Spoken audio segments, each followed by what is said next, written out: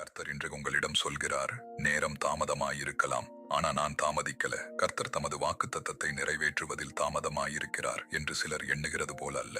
2 பேதுரு அதிகாரம் 3:9. ஒரு உடைந்த கடிகாரம் கூட ஒரு நாளைக்கு 2 தடவை சரியான நேரத்தை காட்டும். அதை பார்த்து ஒரு அப்பா தன்னோட மகன் கிட்ட சொன்னார், மகனே, ஒரு உடைந்த கடிகாரத்துக்கு கூட மதிப்பு இருக்கும்போது உனக்கு எப்படி மதிப்பு இல்லாம போகும்? அந்த ஒரு வார்த்தை அந்த பையனோட வாழ்க்கைய மாத்துச்சு. அதே மாதிரி சில நேரம் நம்ம வாழ்க்கை நின்னு போன மாதிரி தோணலாம், எல்லாமே தாமதமா இருக்கிற மாதிரி தெரியலாம். ஆனா தேவனோட நேரம் ஒருபோதும் தவறாது. அவர் செய்யற ஒவ்வொரு காரியமும் சரியான நேரத்துல தான் நடக்கும். அதனால இன்று தாமதத்தை பார்த்து நம்பிக்கையை இழந்துடாதீங்க.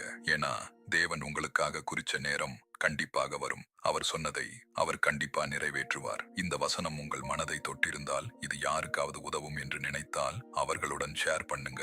காமெண்டில் ஆமென் சொல்லுங்க. கர்த்தர் தாமே உங்களை ஆசீர்வதிப்பாராக. ஆமேன்.